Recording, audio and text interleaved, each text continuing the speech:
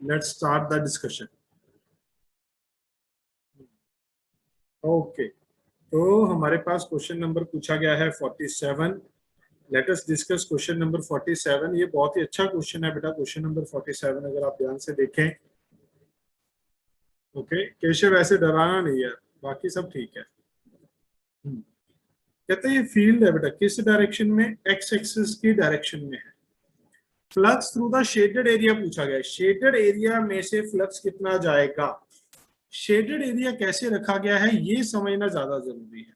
अगर आप इन पॉइंट्स को, कोऑर्डिनेट्स को गौर से देखें, अगर आप इन कोऑर्डिनेट्स को गौर से देखें, a,a,0, जीरो क्या है? Y axis. बात समझ रहे हैं? एक्स एक्सिस कहां दिखाया गया है? कुछ यहां पर दिखाया गया है। बात समझ रहे हैं? ये वाला पॉइंट क्या है? a,a,a, ये 3 डायमेंशनल, यानी कि ये जो प्लेन, ये पॉइंट है, ये एक्स जेड प्लेन में है, और ये जो है 3 डायमेंशन में। तो ये कैसे पड़ा है? अगर आप गौर से देखें बेटा सभी बच्चे, ये अगर आप देखें, ये जो पेंसिल है ये एक्स एक्सिस है, और ये हमारे पास प्लेन कुछ इस तरीके से पड़ा है। आपको प्लेन दिख रहा है अभी? अगर मैं इसको साइड व्यू से इधर से देखूं, अगर मैं इसको इधर से देखूं तो क्या होगा? ये एक्स एक्सिस है और ये प्लेन कुछ इस तरीके से पड़ा है। ये प्लेन इधर 45 डिग्री एंगल के ऊपर यहां पर कुछ इस तरीके से पड़ा है, ये प्लेन है। ये क्या है हमारे पास? जेड एक्सिस, और बाहर की तरफ हमारे पास क्या है? Y axis. इमेजिन कर पा रहे हैं? ये प्लेन इस तरीके से इंक्लाइंड पड़ा है, ये हमारे पास एक्स एक्सिस है, और ये इसके साथ प्लेन है। दिख रहा है अभी सबको? मेरी वीडियो दिख रही है? समझ गए हैं बेटा सभी? ये एक्स एक्सिस है, ये प्लेन का एक एज है, ये दूसरा एज है। ये जो पॉइंट है ये हमारे पास क्या है? a,0,a, और ये वाला पॉइंट है a,a,a। अब अगर आप इसे गौर से देखें, फील्ड लाइंस किस तरीके से आ रही हैं? फील्ड लाइंस इधर से आ रही हैं, ये है E0। फील्ड लाइंस हमारे पास इस तरीके से आ रही है। एरिया कितना है? इस स्क्वायर का एरिया कितना है? सबसे बड़ी गलती क्या होती है बच्चों से? इसके एरिया लिखने में होती है। फ्लक्स क्या है? E0 into area cos 45। अगर आप गौर से देखें, जो एरिया वेक्टर है वो एंगल कितना बनाएगा? यहाँ पर 45 डिग्री का एंगल बनाएगा। एरिया वेक्टर कितना एंगल बनाएगा? 45 डिग्री का एंगल बनाएगा। क्लियर बात? ओके। अब इसमें जो बच्चे गलती करते हैं वो क्या करते हैं कि E0 a² एरिया लिख लेते हैं। क्या लिख लेते हैं? E0 a² लिख लेते हैं एरिया। ये बेटा गलत हो जाएगा। गौर से देखिए एरिया कितना है। अगर आप गौर से देखें बेटा, गौर से देखिए, ये वाला जो पॉइंट है ये हमारे पास a,a है, ये वाली डिस्टेंस भी a है, ये वाली डिस्टेंस भी a है। तो अगर आप इस साइड को देखें तो साइड लेंथ कितनी है इसकी? It is not a square, it is a rectangle. इसकी ये वाली साइड लेंथ कितनी है? √2a, और ये ऊपर वाली साइड लेंथ कितनी है? a। तो ये वाली √2a है, ये वाली a है। तो एरिया कितना आएगा बच्चों? यहाँ पर जो गौर से देखने वाली बात है वो है √2a²। तो आंसर देखिए क्या बनेगा हमारे पास? E0 a² should be the answer. Check करिए बेटा, किसी को कोई डाउट हो?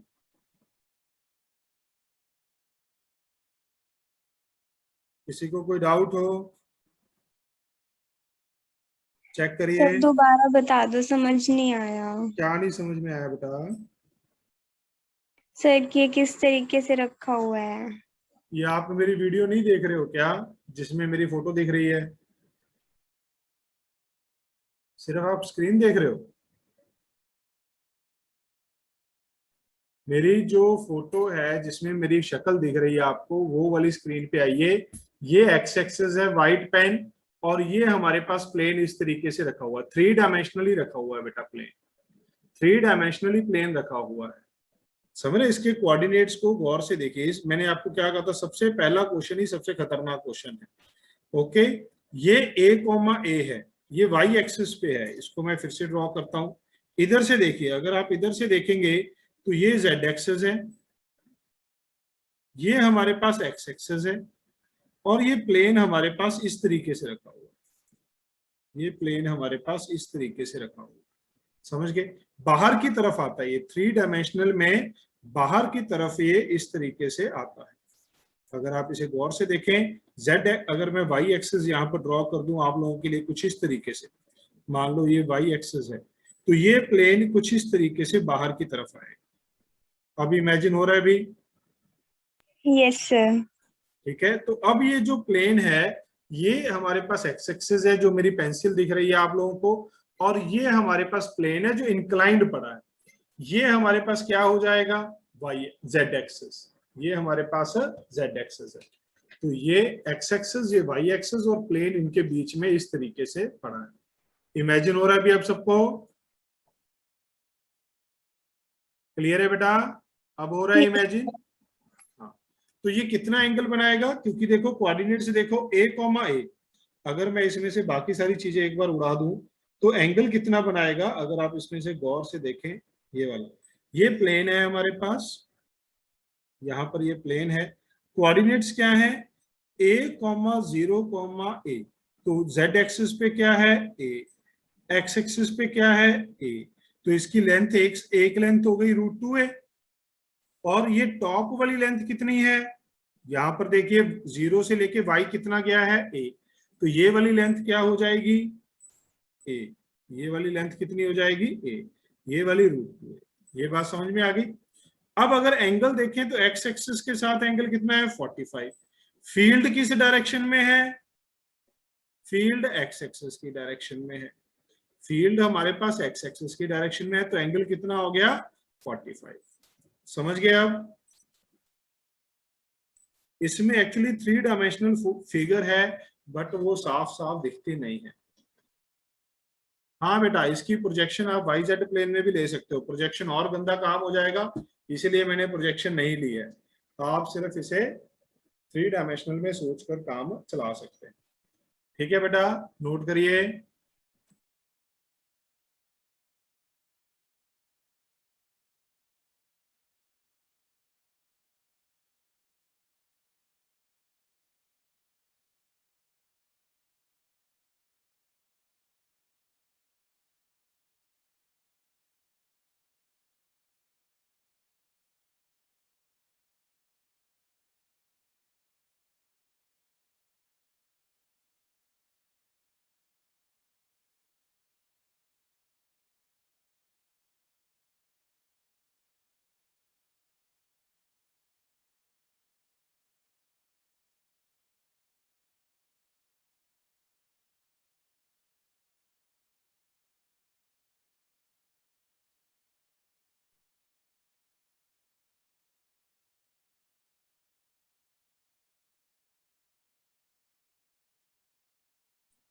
चलिए भी, वेरी गुड, सबके मैसेज आ रहे हैं। लाइव की रिकॉर्डिंग डिलीट कर दी है बेटा मैंने, केशव। क्वेश्चन नंबर देखते हैं, नेक्स्ट कौन सा पूछा गया था अभी? 47 टू अप टू 50 बताइए बेटा, कोई और डाउट? Up to 50? कोई और डाउट अप टू 50 बेटा? डाउट बताइए जरा। 48 डाउट है क्या बेटा? सानिया, सानिया 48 डाउट है क्या बेटा? Two infinite plane parallel sheets, two infinite plane parallel sheets, recording चल रही है, separated by a distance d have equal and opposite uniform charge density sigma, electric field at a point between the sheets। अरे ओ सानिया, बहुत ही अच्छी बेटी है मेरी। Two infinite parallel plates sheets separated by a distance d, से कोई फर्क नहीं पड़ता। एक शीट की वजह से फील्ड कितना होता है? एक शीट की वजह से फील्ड कितना होता है बेटा? Sigma bye 2 epsilon naught. अगर ये पॉजिटिव है तो इस पॉजिटिव की वजह से सिग्मा बाय 2 एप्सिलॉन नॉट। और ये दूसरी वाली क्या है बेटा? नेगेटिव, इक्वल एंड ऑपोजिट है, तो इसकी वजह से क्या हो जाएगा? Sigma bye 2 epsilon not. Net field क्या हो जाएगा? Sigma by epsilon not. Clear है भी? बात समझ रहे हैं? ओके। बोलो भी ठीक है सबको। चलिए आगे बढ़ेंगे। Up to 50 any other doubt? Up to 50 any other doubt? Up to 55? Up to 55? Up to 60?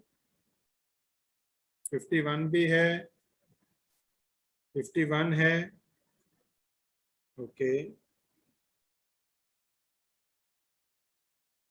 बहुत आसान क्वेश्चन है बेटा 51 भी, गौर से देखिए। 51, 56, 59 डाउट पूछे गए हैं। 51 अगर आप गौर से देखें, ये हमें क्या कहता है? ये हमें कहता है बेटा two parallel infinite line charges. बेटा लाइन चार्जेस, लाइन इनफाइनाइट है, एक प्लस है एक माइनस है, एक प्लस है एक माइनस है। आर डिस्टेंस है, इनके बीच का डिस्टेंस कितना है? आर। इसके मिड वे यानी कि r/2 पर फील्ड कितना होगा, यही पूछा है बेटा। तो लाइन 1 की वजह से फील्ड कितना होगा? लाइन 1 की वजह से E1, लाइन 2 की वजह से E2। तो नेट फील्ड क्या हो जाएगा? E1 plus E2। तो ये क्या हो जाएगा बेटा? क्या होता है इनफाइनाइट लॉन्ग वायर की वजह से? 2k lambda by are. R क्या है? Distance. Plus 2k lambda by R. तो ये कितना हो जाएगा? ये हो जाएगा 8k लैम्डा बाय आर। के को क्या लिखा जा सकता है बेटा? 4 पाई एप्सिलॉन। गौर से देखिए, गौर से देखिए बेटा क्वेश्चन नंबर 51। 51 गौर से देखिए, ठीक है बेटा? दिया।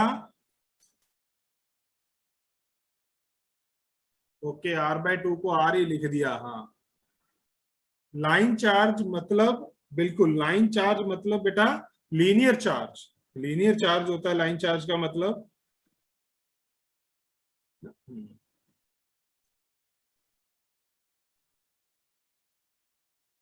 ओके, आगे बढ़ेंगे। हाँ बेटा, लैम्डा मतलब डेंसिटी दी है। 51 के बाद पूछा गया है 56। 51 के बाद पूछा गया है 56।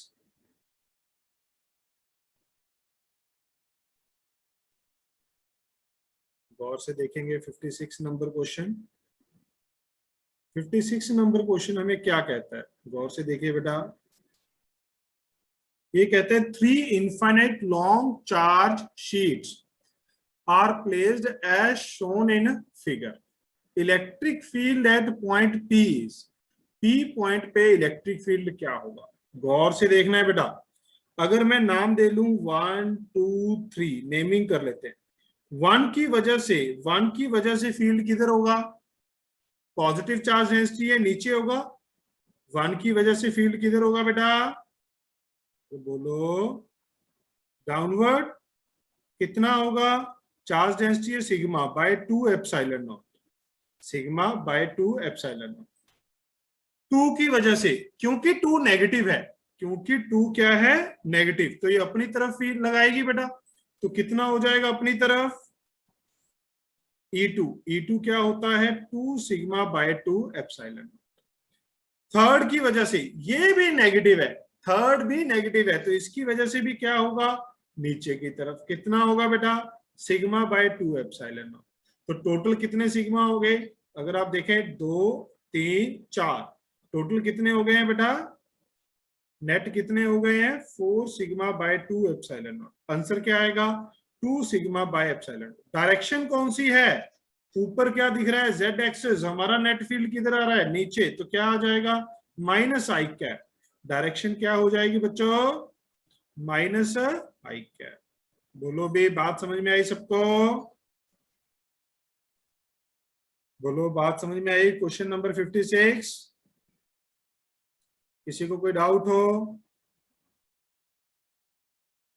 चलिए आगे बढ़ेंगे बेटा। नेक्स्ट डाउट 56 के बाद पूछा था 59। अप टू 60 कोई और डाउट हो? 59 थोड़ा लेंथी क्वेश्चन है, ठीक है? 59 थोड़ा लेंथी क्वेश्चन है। ऐसा क्वेश्चन हमने क्लास में भी किया है। गौर से देखिए क्वेश्चन नंबर 59।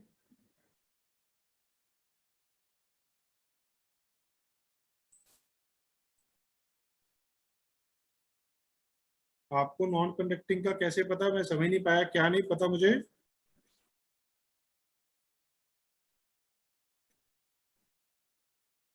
जैसे मैंने सफियर में आपको बताया था, जब तक वो कंडक्टिंग ना दे, मेटेलिक ना दे, तब तक वो नॉन कंडक्टिंग ही रहेंगे हमारे पास। और वर्ड यूज किया गया है शीट्स, है ना? ठीक बात।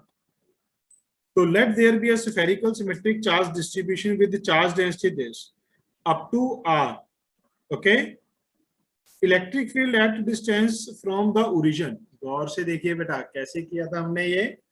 एक हमारे पास ये स्फेरिकल चार्ज डिस्ट्रीब्यूशन है, इसमें जो डेंसिटी है वो वेरिएबल है। अगर डेंसिटी वेरिएबल है तो हमें क्या दिमाग में आना चाहिए भाई, हम सीधा सीधा चार्ज इनक्लोज नहीं लिख सकते।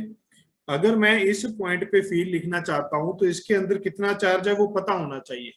चार्ज डेंसिटी वेरिएबल, अगर कांस्टेंट होती तो सीधा मल्टीप्लाई कर देते वॉल्यूम से। चार्ज डेंसिटी वेरिएबल है तो मैं इसको क्या करना चाहूंगा, यहां पर इंटीग्रेट करना चाहूंगा। अगर मैं इसे इंटीग्रेट करना चाहूंगा बेटा, गौर से देखिए, अगर हम इसे इंटीग्रेट कर दें, अगर हम इसे इंटीग्रेट कर दें तो हमें एक एलिमेंट मानना पड़ेगा आर डिस्टेंस पे डी आर थिकनेस का। तो इस एलिमेंट की वॉल्यूम क्या होती है, वैसे तो मैं आपको काफी बार बता चुका हूं, v होता है 4/3 पाई आर क्यूब। अगर मैं dv लिख दूं तो ये हो जाता है 4 pi R square D R. Small element की वॉल्यूम क्या लेते हैं, 4 pi R square D R. Clear है बच्चों? तो अब अगर हम देखें तो इस एलिमेंट के ऊपर चार्ज कितना होगा, इस एलिमेंट के ऊपर चार्ज होगा चार्ज डेंसिटी इंटू डी। हमें निकालना है 0 से r तक, तो मैं इसे इंटीग्रेट कर दूंगा। अगर मुझे चार्ज इनक्लोज निकालना है तो मैं इसे 0 से स्मॉल r तक इंटीग्रेट कर दूंगा। इंटीग्रेशन की फॉर्म क्या है, rho naught 5/4 minus r by r, ये हो जाएगा 4 pi r square D R. तो ये हमारे पास क्या होगा बेटा, ये हो जाएगा रो नॉट 4 पाई, ये हमारे पास हो जाएगा 5/4 r square D are minus r cube by capital R D R. ये बात समझ में आई? ये बात समझ में आई भी? ओके, ये बात समझ में आई। तो ये क्या बनेगा, रो नॉट 4 पाई, इंटीग्रेशन क्या होगी 0 से r की बेटा, इसमें 5/4 r क्यूब बाय 3। इस केस में क्या हो जाएगी 1/r, r की पावर 4/4। अरे यहां पर देखिए 4 आना था। बोलो ये बात समझ में आई सबको? तो क्या कॉमन आएगा बेटा, 4 पाई/4 कॉमन आ गया, r क्यूब कॉमन आ गया, यहां बच गया 5/3, यहां बच गया r बाय कैपिटल। बोलिए भी कुछ ऐसा ही बच रहा है? अरे बोलो। अब अगर हम देखें तो E कितना आएगा, क्या पूछा गया था? नहीं बेटा, डी क्यू की लिमिट अगर हम देखें, हमें कहां तक देखना था, एक्स्ट्रा आर तक देखना था। आर की लिमिट तो कहीं से कहीं भी हो सकती है। अगर आप सिर्फ इस चीज के लिए कंफ्यूज हो रहे हैं कि ये आर था, मैं बाहर वाला चार्ज दिया, अगर आप इस चीज में कंफ्यूज हो रहे हैं कि मैंने आर मान लिया फिर बाहर वाला डी आर मान लिया, तो ये इसकी कंफ्यूजन नहीं होनी है। आर एक वेरिएबल है, आर कितना भी छोटा और कितना भी बड़ा हो सकता है कैपिटल आर तक। तो ये लिमिट का मतलब क्या है कि ये जो हमने आर माना है, ये कहां से शुरू होगा, 0 से कहां तक जाएगा, आर तक जाएगा। ठीक है? आप यहां पर अगर आपको ये कंफ्यूजन हो रही है तो यहां पर आप क्या मान सकते हैं, यहां पर देखिए, यहाँ थोड़ी सी गलती हो गई है लिखने में, यहाँ आर क्यूब था, यहाँ आर स्क्वायर था, स्मॉल आर था, यहाँ पर छोटी सी गलती यहाँ पर देखिए देखने को मिलेगी, है ना? ठीक है भाई, तो ये किसके बराबर होगा बेटा, E into 4 pi R square is equal to Q enclosed by epsilon naught. अगर आप डिवाइड कर देंगे तो E किसके बराबर बचेगा, गौर से देखिए, ये बच गया rho pi R cube divide by 4 pi epsilon naught R square 5/3 minus r by capital. यहाँ पर आप इसको कट कर देंगे तो आपके पास प्यारा सा आंसर जो बचता है वो कुछ इस फॉर्म में बचता है। क्या है? 5/3 minus R by capital. Clear है? भी चेक करिए जरा।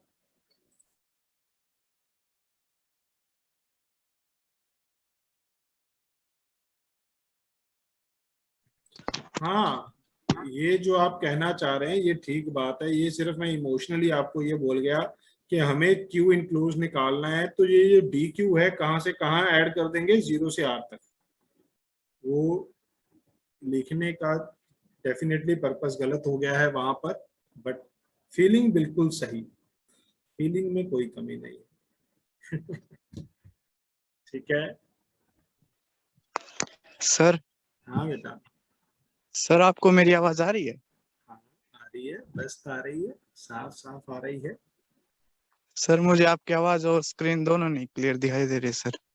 अरे तेरे फोन में दिक्कत होगी बेटा, स्क्रीन क्लियर नहीं दिख रही है, स्क्रीन दिख ही नहीं रही। सर आवाज भी क्लियर नहीं है सर। बेटा फिर तेरे इंटरनेट प्रॉब्लम आ रही है बेटा कोई। एक बार फिर से कनेक्ट कर ले, डिस्कनेक्ट करके।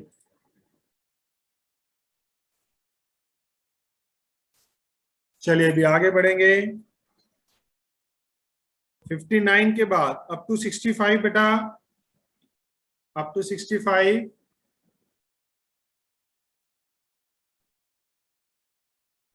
अप टू 65 बेटा। 63 पूछा गया है।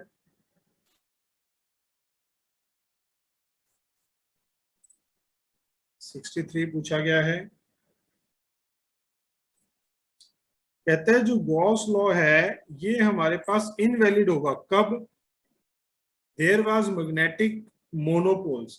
जो गॉस लॉ है बेटा ये हम मैग्नेटिज्म में भी पढ़ेंगे, ग्रेविटेशन में भी पढ़ते हैं। ठीक है। मोनो जो ये गॉस लॉ है ये मैग्नेटिज्म में भी आता है, गॉस लॉ ऑफ मैग्नेटिज्म। तो ये वहां पर भी वैलिड है, कोई दिक्कत नहीं है पहले पॉइंट में।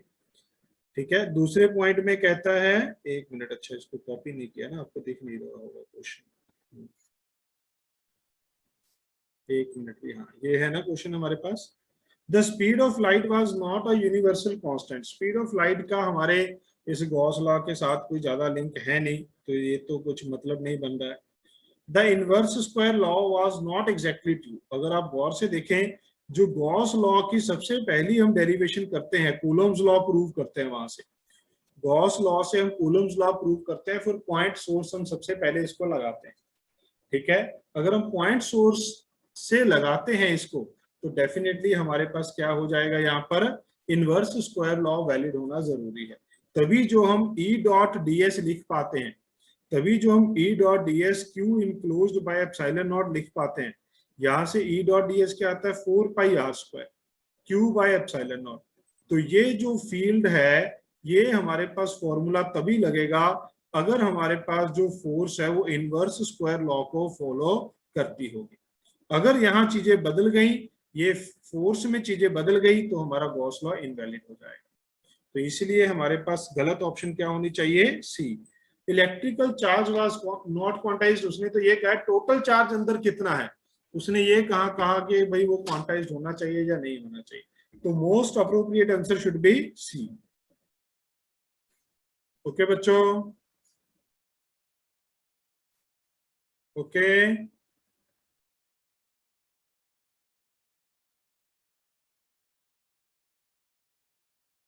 चलिए अभी बताइए जरा, नेक्स्ट डाउट बताएंगे। Up to 70, 67, 68, 69। कोई बात नहीं बेटा, दिया हो जाता है ऐसा ऐसा। ये हमारे पास क्या है? 67।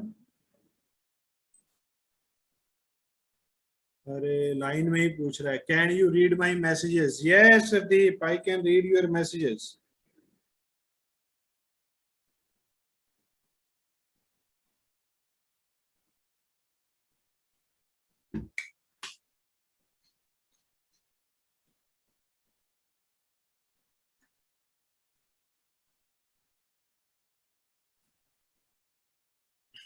सी पॉइंट वापस बता दो। सी पॉइंट में यही था बेटा कि उस इनवर्स स्क्वायर लॉ फॉलो होना जरूरी होता है। अगर हम ध्यान से देखें, ये जो हमारा गॉस लॉ है, गॉस लॉ की जो हमारे पास एक कंडीशन सी बनती है, E inversely proportional to R square आ रहा है। अगर आप गॉस लॉ लगा के देखते हैं तो ये इनवर्सली प्रोपोर्शनल होना जरूरी है, तभी E डॉट डी एस हमारे पास लग पाएगा। Okay,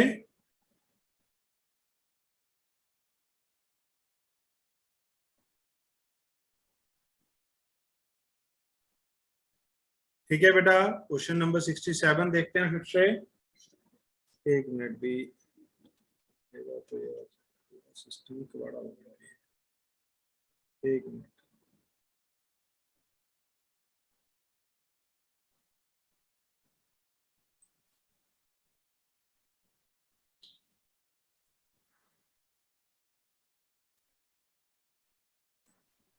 Question number 67. Charge Q is distributed over two concentric hollow spheres of radius this and this. दो concentric hollow spheres हैं, यानी कि हम शेल मान लेंगे यहाँ पर, दो concentric shells। इसको hollow sphere की जगह क्या देना चाहिए था? Shell. Surface densities are equal। भाई इसके ऊपर surface density सिग्मा, इसके ऊपर भी surface density सिग्मा।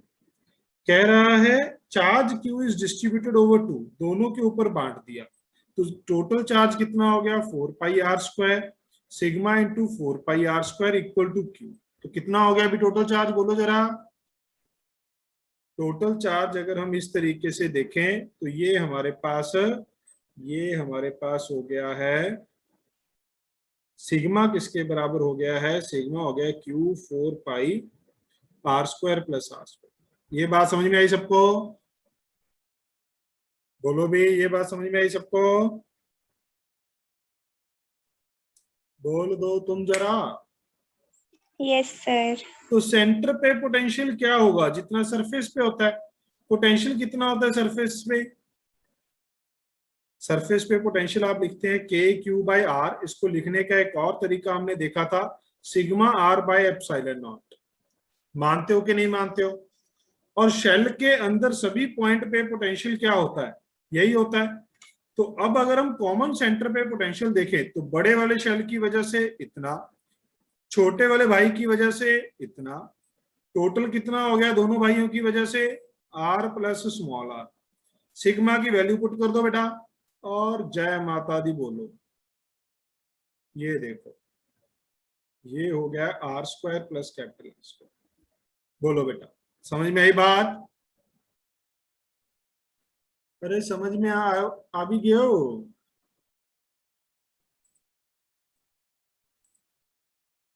तो समझ में आ भी गया हो? ठीक है। अभी 67 के बाद कौन सा था बेटा, जरा फिर से टाइप करना। आ भी गए हो? Okay, very good. 68, 69। अरे ये अपने भाई साहब बहुत तेज हैं।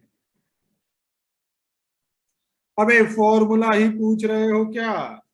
इक्वेटोरियल लाइन पे पोटेंशियल क्या था? 0, डायपोल की वजह से। लो बताओ, ये भाई साहब हमसे फॉर्मूला ही पूछ रहे हैं 68 का। मैं कुटना बहुत है, आउट ऑफ सिलेबस। अरे अच्छा बेटा, डायपोल के इक्वेटोरियल पॉइंट पे पोटेंशियल क्या होता है? 0 होता है। इसके बाद बेटा 69 पूछा है, 69 पूछा है। ये भी डायपोल का क्वेश्चन है शायद, दिख तो वैसा ही रहा है। 69 गौर से देखिए, 69 देखिए गौर से। Two equal charges Q of opposite sign separated by a distance 2a constitutes an electric dipole of dipole moment P. If P is the point at distance r from the center of dipole and the line joining center to this makes an angle Q, नहीं आना चाहिए था, यहाँ theta आना चाहिए था। ये book में मिस प्रिंट है बेटा, ये एंगल क्या आना चाहिए था? Theta with the axis. The potential at a point, अरे स्टैंडर्ड फॉर्मूला है रे बाबू। अगर ये डायपोल मूवमेंट है, थीटा एंगल पे पोटेंशियल कितना होता है रे? K P cos theta by R square ना। ओके, स्टैंडर्ड फॉर्मूला है बेटा, पी पॉइंट पे डायपोल की वजह से पोटेंशियल कितना होता है, K P cos theta by R square. Okay, dipole वाले आपने नहीं किए तो पूछ क्यों रहे हैं फिर। चलिए, कोई 58 भी बता दो। अरे इतनी गुहार लगा रहे हो, टाइम पे पूछा करो। ये क्वेश्चन हमने जब असाइनमेंट डिस्कस की थी, मैंने कहा था वेरी इंपॉर्टेंट पॉइंट है।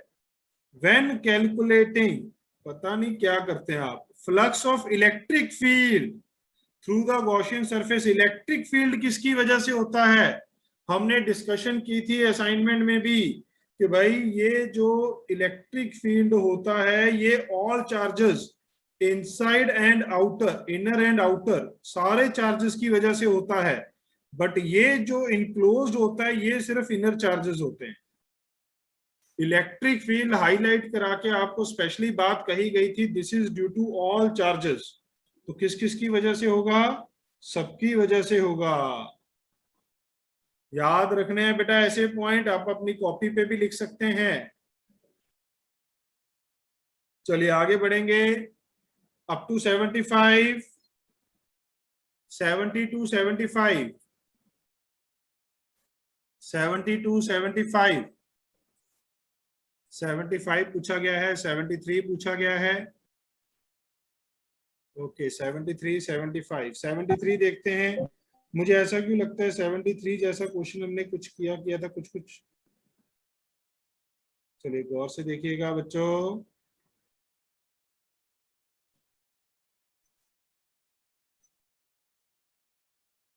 सेवेंटी थ्री 73, 73,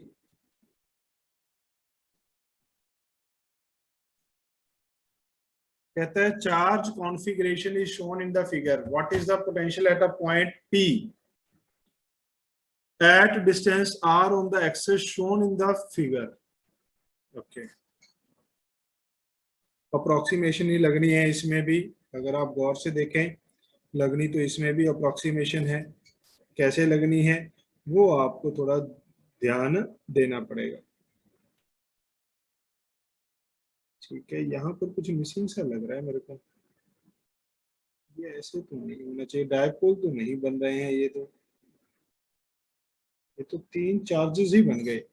तीन चार्जेस बन गए तो एक की वजह से हो गया K minus Q divide by R plus A, एक की वजह से हो गया के क्यू बाय आर, एक की वजह से हो गया के क्यू बाय आर माइनस ए। ये कुछ बनना चाहिए था हमारे पास। अब आर मच ग्रेटर देन ए है, गौर से देखिए डायपोल तो नहीं है बेटा, यहाँ पर डायपोल नहीं है। इस चीज के धोखे में आप लोग ना फंसे, गौर से देखिए ये डायपोल का क्वेश्चन नहीं है, इसमें बीच में 2q नहीं था, डायपोल का क्वेश्चन नहीं है, बट ये अप्रोक्सीमेशन का क्वेश्चन है। अगर आप ध्यान से देखें तो यहां पर हमारे पास क्या बन रहा है, छोटी सी कमी रह गई है यहाँ पर, -1। अब अगर आप इसको डील करेंगे बच्चों तो पोटेंशियल क्या बचेगा, -k/q/r, यहां बचेगा 1 - a/r, यहां बचेगा k/q/r, यहां बचेगा k/q/r 1 + a/r। समझ गए बेटा, तो k/q/r कॉमन निकाल लो, क्या बच गया, -1 + a/r +1 + 1 + a/r। तो क्या बच रहा है बच्चा, गौर से देखिए k/q/r 1 + 2a/r, कुछ इस तरीके का बचना चाहिए था। r को अंदर मल्टीप्लाई कर देंगे, k/q 1/r + 2a/r²। समझ रहे हैं, दिख रही है भी आपको ऑप्शन, कोई पहली ऑप्शन ही दिख रही है रे। ओके समझ गए, डायपोल का क्वेश्चन नहीं है। डायपोल में ये देखो, ये +q है, ये +q है, ये -q है, डायपोल बन ही नहीं सकता, डायपोल है ही नहीं। ओके ट्राइपोल, क्या बात है। चलिए कोई बात नहीं, आगे बढ़ेंगे भी। ये कह रही है बुक ने डायपोल लेके किया है, पता नहीं बेटा क्या किया होगा उन्होंने।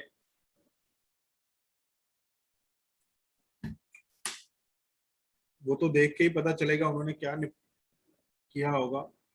या तो कुछ इस तरीके से कर लिया होगा, एक को डायपोल मान लिया, दूसरे को पॉइंट चार्ज, कोई बात नहीं।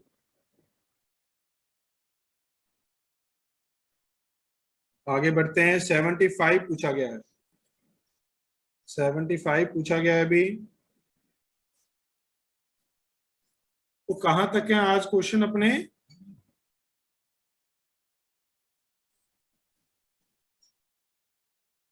एक 112 तक है, ठीक है, चलो कोई बात नहीं, कुछ हम कल कर लेंगे।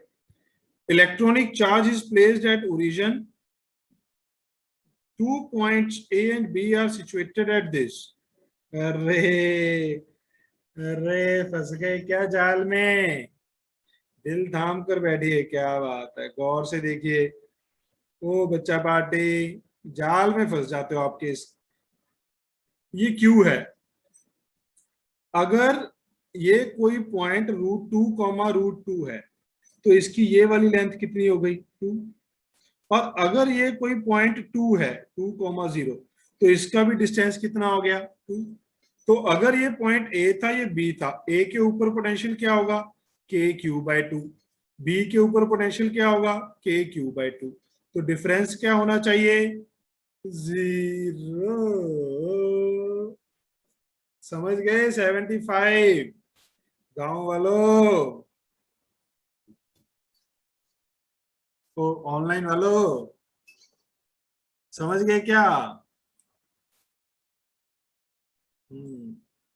आगे बढ़िए। Up to 80, up to 80 doubt बताइए भी। अप टू 80 बेटा,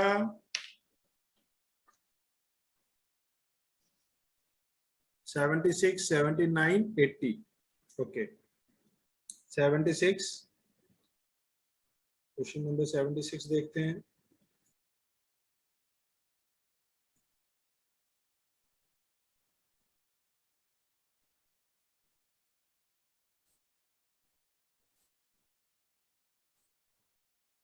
Two thin wire rings, each having radius r, are placed at a distance d apart with their axes coinciding.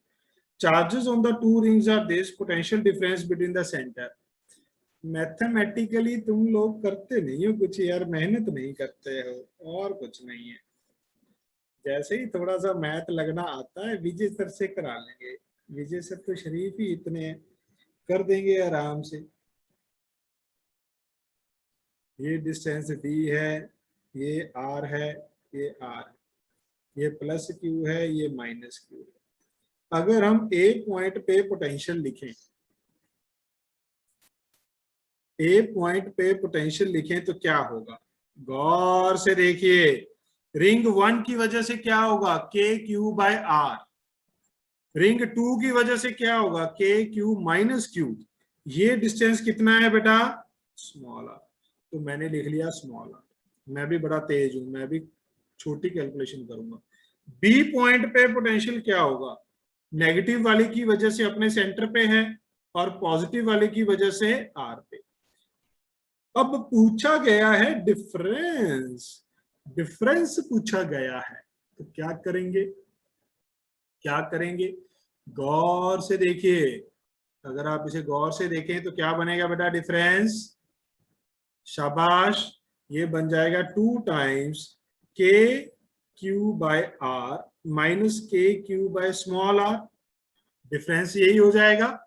बस अब आपको क्या करना है? 2KQ को बाहर निकाल लेना है, 1/r minus 1/√r² plus d²। और ये आपके पास प्यारा सा आंसर C बन जाना चाहिए, क्योंकि K को आप क्या पुट कर सकते हैं? 4πε0, 1/4πε0 पुट करेंगे, 2 से वो निपट जाएगा। बोलो बच्चा लोग, समझ में आई बात? तो बच्चा लोग, अरे जो मर्जी कर दो बेटा, दोनों ऑप्शन है क्या हमारे पास? क्वेश्चन में तो एक ही ऑप्शन है ना। हम वैसे भी बड़े में से छोटा माइनस करेंगे, है ना? क्या कह रही है ये कह रही है स्मॉल r क्यों आया उसमें? अरे रिंग के एक्सिस पे पोटेंशियल कितना होता है? फॉर्मूलाज याद करो बेटा, वरना कुछ नहीं हो पाएगा। रिंग के एक्सिस पे पोटेंशियल कितना होता है, के क्यू बाय ये वाला डिस्टेंस, इसको हमने रूट बाद में क्या लिख लेते हैं, R square plus X square.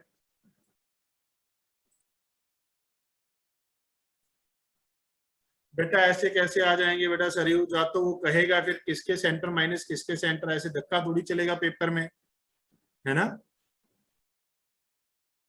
धक्का थोड़ी चलेगा बेटा। जा तो वो फिर मेंशन करेगा, क्वेश्चन सेट करने वाले को भी तो पता होगा भाई a माइनस बी या b माइनस ए, समझ गए।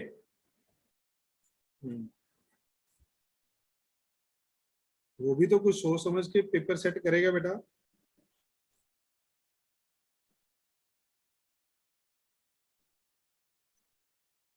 $79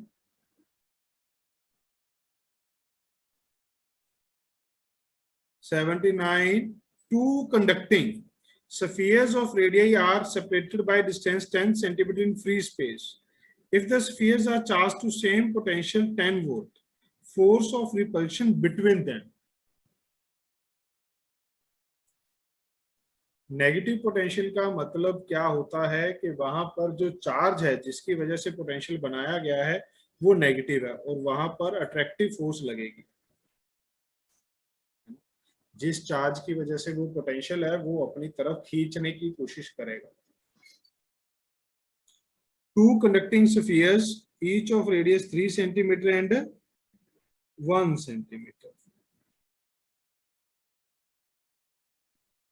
separated by distance 10 centimeter. If the spheres are charged to same potential, charge कर दिए गए हैं सेम पोटेंशियल पे, सेम पोटेंशियल है बेटा, तो क्या कर सकते हैं हम लोग, इसके ऊपर V1 इसके ऊपर V2। अब अच्छा फोर्स ऑफ रिपल्शन कुछ है, अगर हम देखें V1 को लिखा जा सकता है K Q1 by R1, V2 को लिखा जा सकता है K Q2 by R2, yes और नो। और फोर्स ऑफ रिपल्शन अपने पास क्या होगी, K Q1 Q2 by ये वाला R स्क्वायर। तो Q1 को क्या लिखा जा सकता है बेटा, गौर से देखिए यहाँ पर Q1 को क्या लिखा जा सकता है, K Q1 को लिखा जा सकता है V R1 by K, Q2 को V R2 by K divide by R square. Lengthy लग रहा है क्वेश्चन और कुछ दिख नहीं रहा इसमें। V सेम है दोनों का, V कितना है बेटा 10, तो 10, R1 कितना है 3, R2 कितना है 1 इंटू 10 डिवाइड बाय K कितना है 9 into 10 raise to power 9, R कितना है 10 का स्क्वायर। जो सेंटीमीटर है बेटा गौर से देखिए, ये भी सेंटीमीटर में था, ये भी सेंटीमीटर में और ये भी सेंटीमीटर में, तो मुझे कन्वर्जन करने की जरूरत नहीं पड़ेगी। पोटेंशियल क्यों कंसीडर नहीं करा, क्या कह रहे हो बेटा, फिर से बोलो।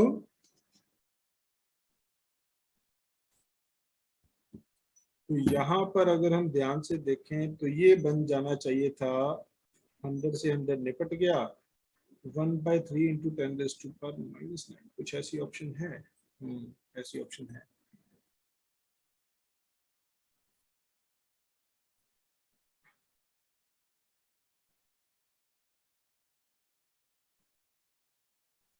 ऐसा कुछ दिया है क्या इसने,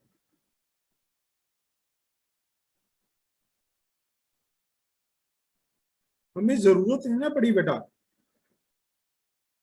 यहां पर हमें जरूरत नहीं पड़ी। क्वेश्चन की स्टेटमेंट देखो, क्वेश्चन कहता है if spheres are charge to same potential 10 volt, एक स्फीयर को हमने चार्ज कर दिया इस तरीके से कि इसके ऊपर 10 वोल्ट आ गया, दूसरे को चार्ज कर दिया दूसरे के ऊपर भी 10 वोल्ट आ गया। अब अगर हमारे पास कुछ ऐसा क्वेश्चन आता, गौर से समझने वाली बात क्या है, जो इसमें ढंग का क्वेश्चन बनता है वो क्या बनता है, वो समझने की बात है बेटा। सबसे जरूरी बात क्या है इस क्वेश्चन में समझने वाली, अगर वो आपको ये कहता कि जो ये फोर्स है F, ठीक है, ये 1/3 10 रेज़ टू पावर -9 से बड़ी होगी, ये 1/3 10 रेज़ टू पावर -9 से छोटी होगी, या फिर ये 1/3 10 रेज़ टू पावर -9 के बराबर होगी। जिस तरीके से इसने क्वेश्चन दिया है ना, उसमें इसको ये पूछना चाहिए था, इस तरीके की ऑप्शन देनी चाहिए थी, तो ये बहुत अच्छा क्वेश्चन बन सकता था। कि अगर हमने चार्ज दे दिया, अब अगर हमने दोनों को चार्ज दे दिया तो दोनों के चार्ज दूर वाली सरफेस पे होंगे, तो इनके बीच का जो चार्जेस के बीच का डिस्टेंस है एवरेज, वो सेंटर्स के बीच के डिस्टेंस से बड़ा होगा। तो हमारे पास जो थ्योरेटिकली कंसेप्चुअली आंसर आना चाहिए था वो क्या आना चाहिए था, बी, कि जो फोर्स है वो 1/3 इंटू 10⁻⁻⁹ से थोड़ी छोटी आनी चाहिए। इसने क्वेश्चन को कैसे सॉल्व कर दिया, या क्वेश्चन को किस तरीके से दे दिया, ये ऐसा तब होता है जब ये हमारे पास रेडियस बहुत छोटे हैं और ये डिस्टेंस बड़ा है, तब हम कहते हैं कि इसका जो इफेक्ट आएगा वो कंपैरेटिवली काफी कम आ जाए। समझ गए बात? लास्ट क्वेश्चन में तो दोनों को रखा गया था, ठीक है। इसके ऊपर जब मैं नेट पोटेंशियल लिखूंगा, अगर आपको कहा जाए कि भाई सेंटर के ऊपर नेट पोटेंशियल लिखो, तब डेफिनेटली आपको दोनों का इफेक्ट यहां पर लिखना चाहिए, ठीक है। क्वेश्चन की स्टेटमेंट में फर्क है बेटा। क्वेश्चन को इस तरीके से दिया गया है कि आप उसे सॉल्व कर पाए। आगे बढ़ेंगे। हमने कौन सा क्वेश्चन किया है? 79 के बाद कौन सा भी? 80। ये एक सीक्वेंस है बेटा, मैथमेटिकल सीक्वेंस है। ये अगर आप नेट पे चेक करेंगे तो आपको मिल जाएगी, ठीक है। एक सीक्वेंस का फॉर्मूला आप याद भी कर सकते हैं। एक या दो क्वेश्चन में आपको पूरा, जब आप पूरा +1 +2 पढ़ेंगे, ठीक है, तो एक या दो क्वेश्चन ऐसे देखने को मिलेंगे जिसमें ये सीक्वेंस लगती है। क्या कहता है? कहता है charge Q is placed at each of the points.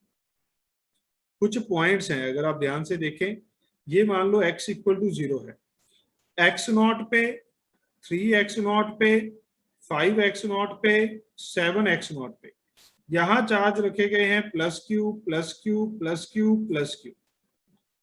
फिर अगर हम देखें बेटा, फिर अगर हम देखें 2x0 पे, 2x0 पे बेटा,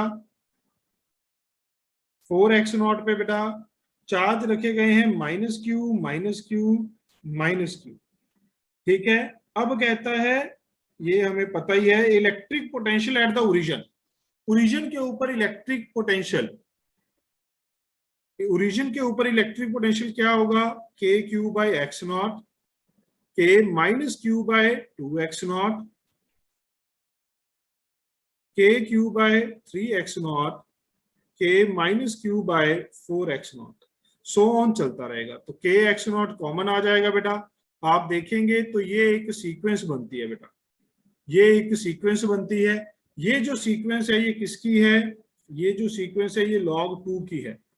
ये जो सीक्वेंस है ये किसकी है बेटा? log2 की। ये आपको याद करनी पड़ेगी और कोई ऑप्शन नहीं है, ठीक है। ये सीक्वेंस आप याद रखेंगे, log2 की है, तो आपके पास रिजल्ट बन जाएगा, कौन सा बन जाएगा? D option. क्लियर है बेटा? ओके बच्चों,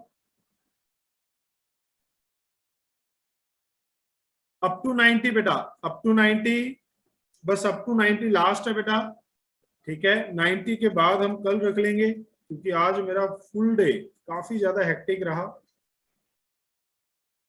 okay. Oh my God, Keshav ने तो फ्लाइट पहले ही लैंड करा दी। केशव बाबू क्यों जुल्म करते हैं यार? आपको मेरे से डर नहीं लगता? आपको मेरे से डर नहीं लगता? ओ केशव, अरे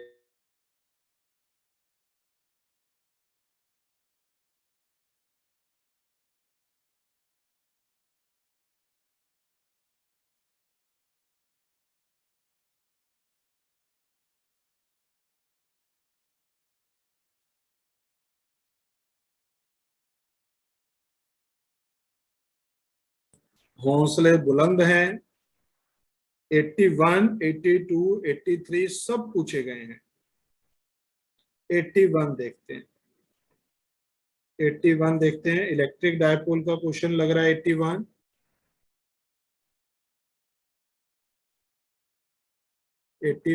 देखते हैं भी।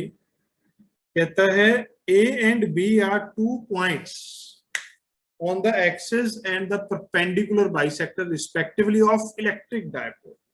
एक इलेक्ट्रिक डायपोल है, गौर से देखेंगे बच्चों, छोटा जो डायपोल होता है, शॉर्ट डायपोल होता है, it is represented by an arrow. A जो पॉइंट है वो इसके एक्सिस पे है, बी जो पॉइंट है वो इसके इक्वेटोरियल पे है।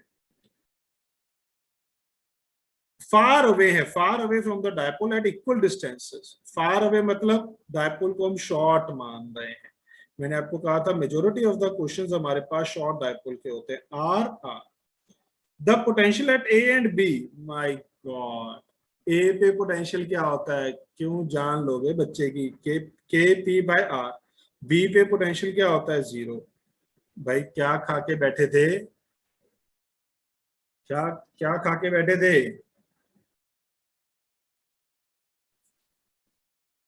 Eighty two 82।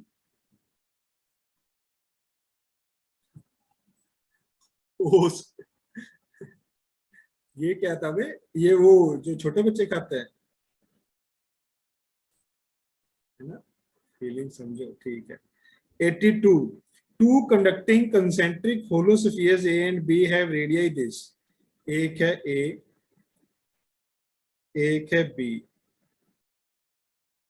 ठीक है, A inside B, their common potential is V. A is now given some charge. गौर से देखिए, ये अच्छा क्वेश्चन है भी, अच्छा क्वेश्चन है। Their common potential is V. गौर से देखिए बेटा, ये है ए रेडियस, ये है B radius. Their common potential is V. Common potential, इन दोनों का पोटेंशियल कहां पर बराबर होगा, their common potential is V. Common potential का मतलब क्या है, दोनों के हमें पोटेंशियल्स क्या लेने हैं बेटा, बराबर लेने हैं। दोनों के पोटेंशियल्स क्या लेने हैं, हमें बराबर लेने हैं। बराबर कैसे होंगे, कब होंगे दोनों के पोटेंशियल बराबर, कोई बता सकता है? क्वेश्चन को गौर से देखिए, their common potential is V, दोनों के पोटेंशियल बराबर हैं, कब होंगे, जब ए पे चार्ज 0 हो। ए पे चार्ज हमारे पास 0 हो। क्लियर है? तो क्या होगा, गौर से देख लेंगे। ये बात समझ में आ गई भी, बाकियों को समझ में आ गई। Common potential is V. Common potential V का मतलब दोनों पे पोटेंशियल सेम है। अगर आप मान लो, अगर मैं आपके लिए तसल्ली के लिए कर दूं कि अगर मैंने इसको Q1 दे दिया, इसको Q2, ये A है, ये B है, A के ऊपर पोटेंशियल आएगा K Q1 by A, K Q2 by B। B के ऊपर पोटेंशियल आएगा K Q1 by B plus K Q2 by B। अगर हम चाहते हैं A इक्वल टू B हो, तो ये कब होगा, जब Q1 इक्वल टू 0 होगा, जब Q1 इक्वल टू 0 होगा। बोलो भी, ये बात समझ में आ गई सबको? बोलो भी, ये बात समझ में आ गई बेटा सबको?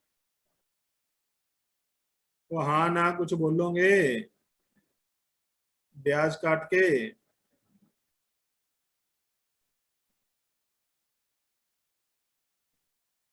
ठीक है बेटा। क्या कह रहा है ये, कौन कह रहा है? Simply the reason is surface और इनसाइड पे पोटेंशियल सेम होता है। बिल्कुल बेटा, वेरी इंटेलिजेंट। ओके, अब अगर आप गौर से देखें, कहता है ए को कुछ चार्ज दिया गया, ए को चार्ज दे दिया। कितना चार्ज दे दिया, मान लो Q चार्ज दे दिया। अब ये वाला चार्ज तो 0 हो गया था। अब ये पोटेंशियल कितना है बेटा, ये हमारे पास पोटेंशियल कितना है, V किसके बराबर आ जाएगा, K Q2 बाय B। ये हमारे पास इनिशियल पोटेंशियल था। अब हमने A को कुछ चार्ज दे दिया Q, तो A पे अब पोटेंशियल कितना हो गया, K Q by A plus K Q2 by B। कहता सच दैट इसका पोटेंशियल क्या हो जाए, 0। इसका पोटेंशियल 0 हो जाए, तो Q की वैल्यू क्या आ जाएगी, Q2 बाय B। Q की वैल्यू क्या आ जाएगी बेटा, यहाँ पर Q2 by B into A। ये समझ में आ गई बेटा, माइनस साइन के साथ। बोलो भी, पोटेंशियल ऑफ B, B पे पोटेंशियल कितना होगा, B पे पोटेंशियल कितना होगा, ये हमें अब फाइंड करना है। B पे पोटेंशियल कितना होगा, बता देंगे फटाफट से। बी पे पोटेंशियल कितना होगा बेटा, K Q by B plus K Q two by B. Q को क्या पुट करेंगे, गौर से देखिए बेटा, minus Q two B A plus K Q two B. अब अगर आप गौर से देखें, के क्यू टू बी कॉमन निकाल लेंगे, बचेगा क्या, minus A by B plus one. Okay, ठीक है। तो अब अगर हम देखें तो यहां पर ये कितना था बेटा, v, तो ये आंसर कितना आ जाएगा हमारे पास, ये आ जाएगा v 1 minus A by B. गौर से चेक करिए आंसर है क्या कोई, ये बन रहा है B option should be the answer.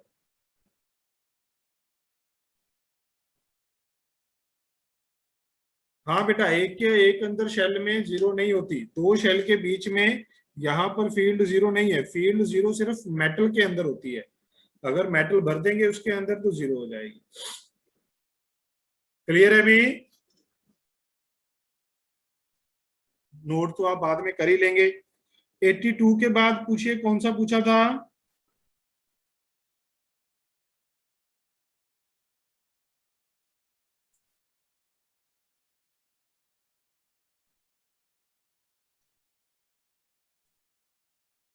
Induce charges इसमें क्या हो जाएंगे बेटा, ये प्लस क्यू है, यहां पर आ जाएंगे इंड्यूस चार्ज माइनस क्यू, बाहर वाली सरफेस पे प्लस क्यू, पहले क्या प्लस क्यू टू था, साथ में इंड्यूस चार्ज आ जाएगा, ये इंड्यूस चार्जेस हो जाएंगे।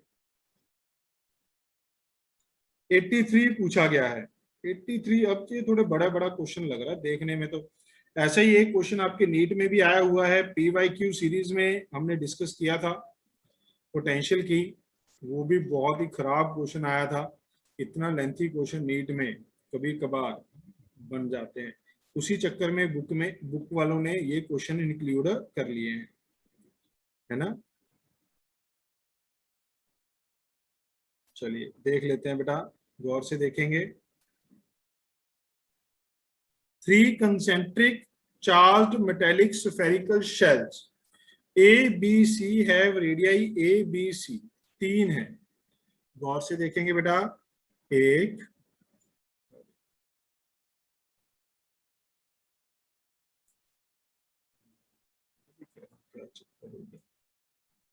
ठीक है, 3 है बेटा।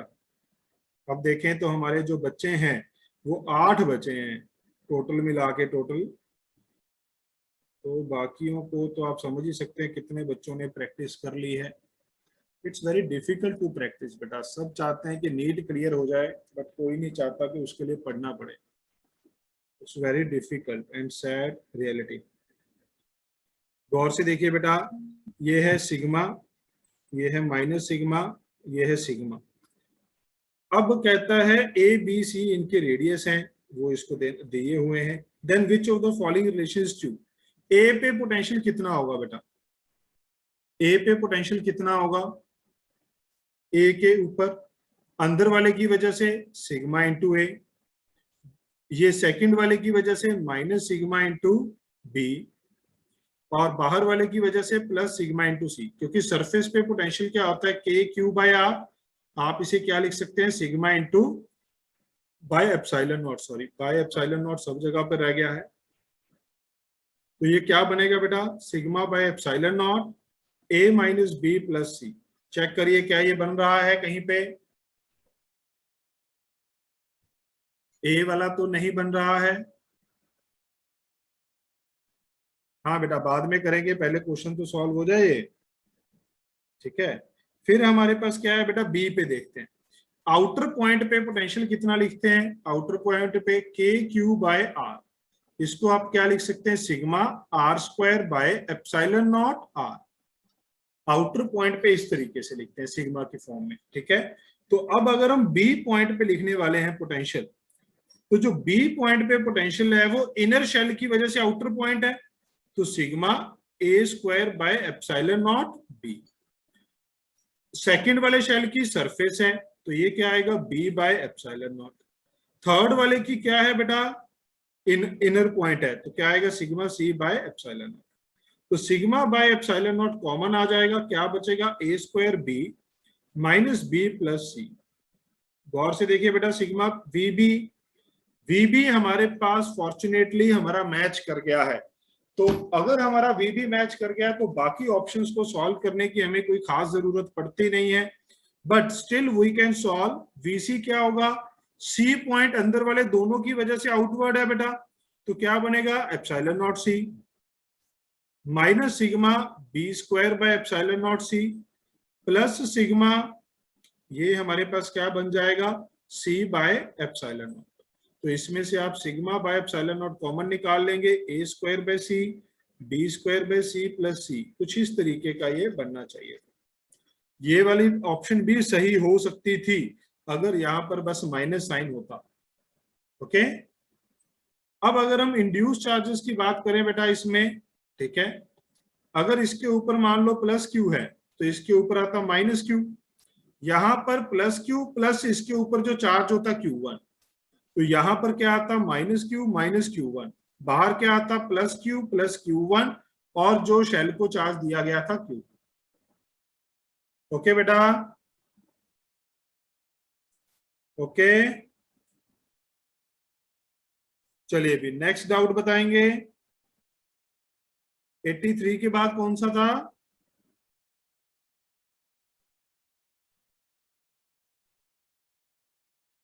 84 बिल्कुल सेम है बेटा, जैसे हमने यहां पर क्वेश्चन किया, ये वाला 2 रिंग वाला क्वेश्चन किया था ना एक अभी ये 76 नंबर क्वेश्चन किया था। 84 बिल्कुल वैसा ही क्वेश्चन है। हेलो,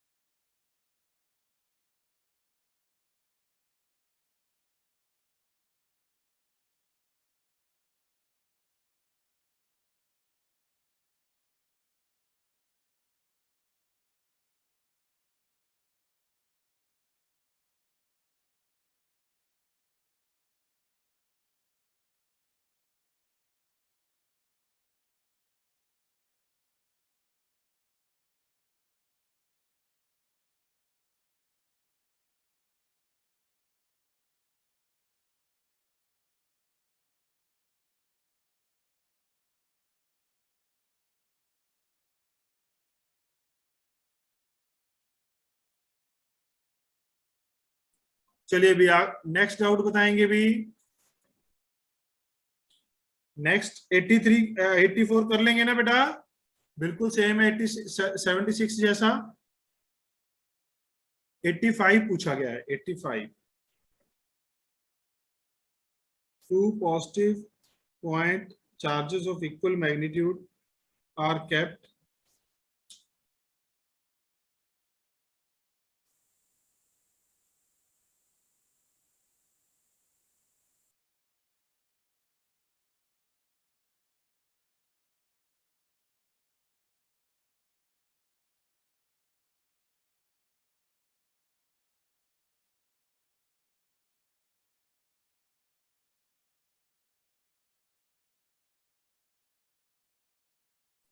हाँ बेटा 85 देखते हैं।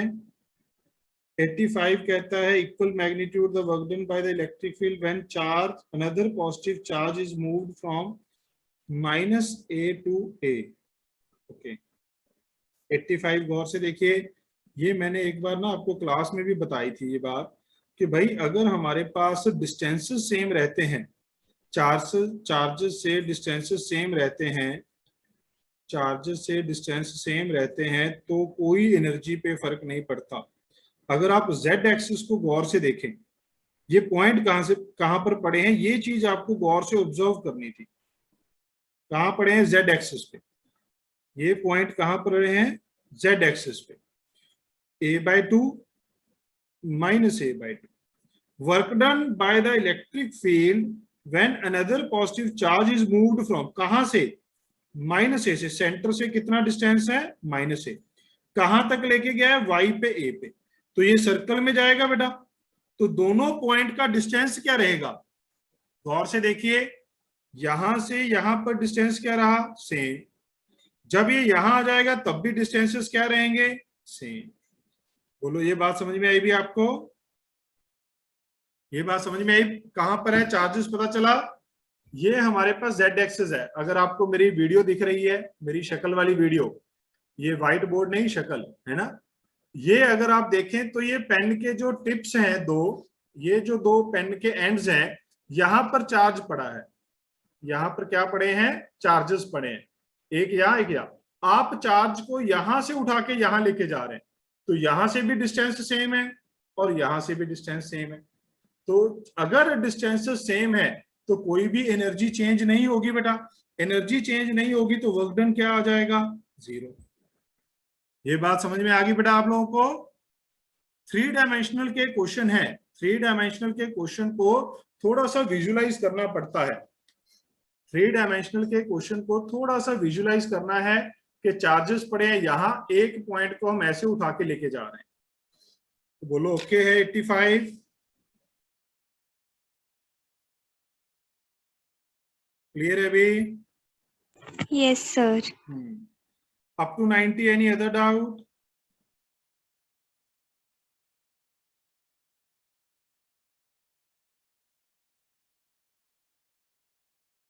Up to 90, any other doubt? 89 और 90, ये 89 अभी नहीं करना है बेटा, कंडक्टर एंड इट्स प्रॉपर्टी में अभी कराऊंगा मैं अर्थिंग वाला ये केस। 89 अभी नहीं करना है, अर्थिंग वाला केस मैं आपको कराऊंगा अभी, जो हमारा नेक्स्ट लेक्चर है उसमें हम अर्थिंग वाला केस करेंगे ये, उसके बाद आप इस क्वेश्चन को ट्राई करिएगा। 90 नंबर क्वेश्चन डायपोल का है, ये नेक्स्ट डिस्कशन में हम लोग करेंगे। ओके,